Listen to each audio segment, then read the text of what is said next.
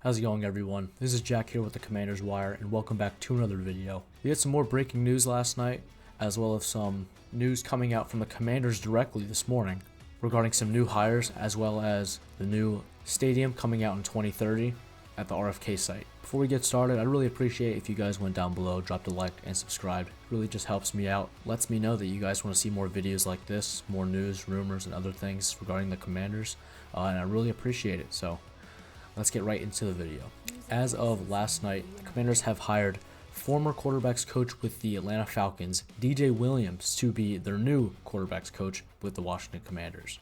He's been in the league for maybe about 7 years or so, bouncing around the league as different positional coaches. As of recent, he's been working with Kirk Cousins as well as Michael Penix with the Atlanta Falcons, as I said before. Obviously, Michael Penix has not been great. I mentioned that in yesterday's video, so I don't feel too confident in that and with the development that DJ Williams could bring to a guy like Jaden Daniels. However, I think Jaden Daniels has a lot more talent than Michael Penix, so maybe we don't need to do as much developing in Jaden Daniels compared to Michael Penix, but that's just my opinion.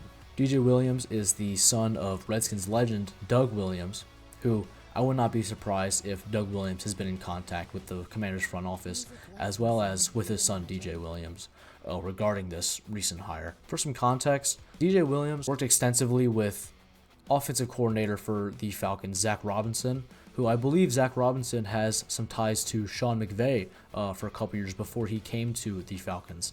And I think that maybe that connection could help Jaden Daniels to move to a more Sean McVay, Shanahan style offense, more under center, more play action, rather than the spread type of offense that he was with Cliff Kingsbury. And I'm hoping that maybe DJ Williams was able to soak up a lot of the tendencies of Zach Robinson, being that he is a disciple of Sean McVay, and will be able to bring a lot of knowledge with that type of offense, as well as blending some stuff from Cliff Kingsbury and the way that he did things, as well as maybe some stuff from Ben Johnson that David Blau brings. We'll just have to see. I think it's definitely going to be a experiment. I know that the offense is going to be mixing a lot of different looks, having a lot of different packages they want to run, and creating something around Jaden Daniels in order to best adapt him into a more Shanahan, Sean McVay style West Coast offense that they want to run. Before I move on to the next topic, if you guys don't mind, go down below and let me know about this hire. Rate it on a scale of 1 to 10. Give me a 10 if you really like the hire, and if you don't like it at all, give me a 1. I just want to know what you guys are thinking regarding this hire. Do you like it? Do you hate it? Are you somewhere in between? Even if you want to, let me know. Would you rather the Commanders hired a guy like Mike Bercovici, the quarterbacks coach down in Carolina, who has that Arizona State connection with Jaden Daniels? Or do you guys want to go after another guy? Go down below, let me know. Next topic I want to bring up is have some official renderings they put out of the new RFK Stadium in Washington, D.C. that's supposed to come out in 2030. I'm a really big fan of how it looks. I think they kept it very simple on the outside, but they stuffed a lot of stuff on the inside. They have a circular SoFi Stadium, I guess, inspired Jumbotron that wraps around the entire stadium. Have a design on the outside that is heavily inspired by the National Mall, having those pillars, as well as keeping the very sleek white color on the outside. One thing they also have in the renderings is the environment around the stadium that includes apartment buildings, restaurants, even office space. And from what I can tell, I believe they also have parking garages, obviously, for when we park on game days. And one thing with the RFK site is right next to the National Mall. So one of the final pictures they put out is a rendering of the stadium with the National Mall in the background, and it looks really nice. They have the same kind of glow that the National Mall has. Obviously, you have the lights around the Capitol that, lights it up at night, and you have a very similar design with the RFK Stadium.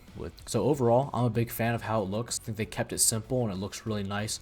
One thing I don't really like is how much windows that they have around the sides as well as the top.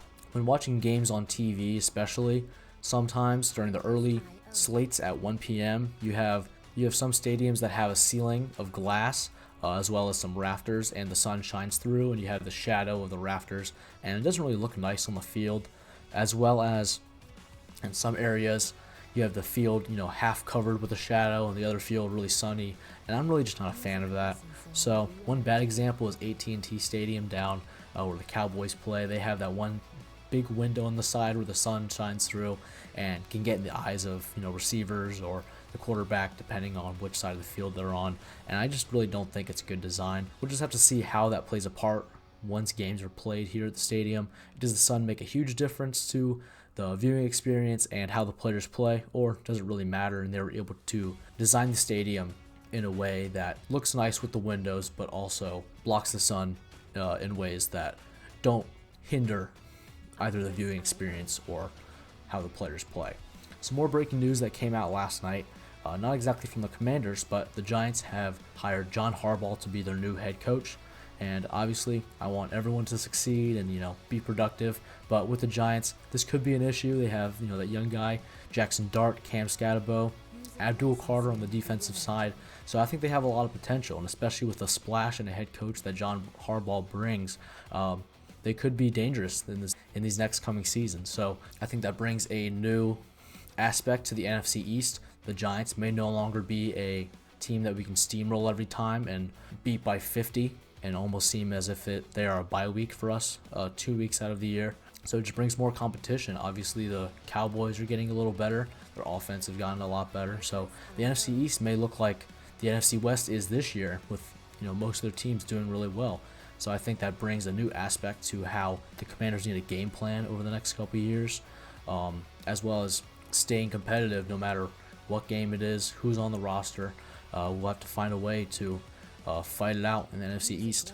And lastly, I mentioned this in previous videos, but today is Thursday, and Jonathan Gannon is in the building in Washington, D.C., interviewing for the defensive coordinator position. So I don't know if he's the best guy for the job. I know that he tends to be like Cliff Kingsbury, calling plays, and gets a little bland.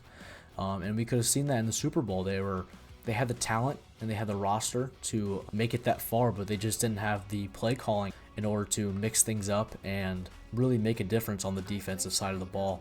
And that could be a big issue. When he got the head coaching job in Arizona, he was able to take a already pretty bad defense and somehow make them worse. So we'll just have to see what the Commanders want to do for their defensive coordinator position.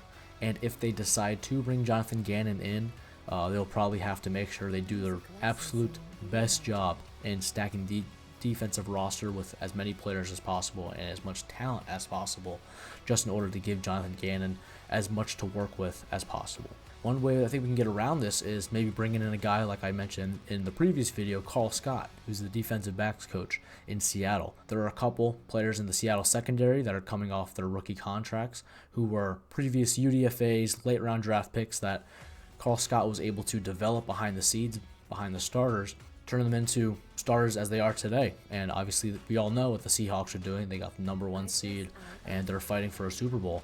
So Carl Scott could be in the running as well. And with that, we could make a splash in free agency and bring in some potential secondary from the Seattle Seahawks and really overhaul this defensive lineup, because we all know the secondary was a big issue this past season. And with that help, we may be able to find ourselves back in the playoffs like we did last year. So that's going to be it for me, guys. I really appreciate you guys sticking till the end. Let me know down in the comments what your thoughts on this new hiring with DJ Williams, what are your thoughts on the new stadium and the renderings that the Commanders put out today, as well as who you want to see as the Commanders defensive coordinator. While you're down there, drop a like, subscribe, turn on post notifications, and when I post next. Really appreciate you guys, and I'll see you guys next time. God bless, and hail to the Commanders.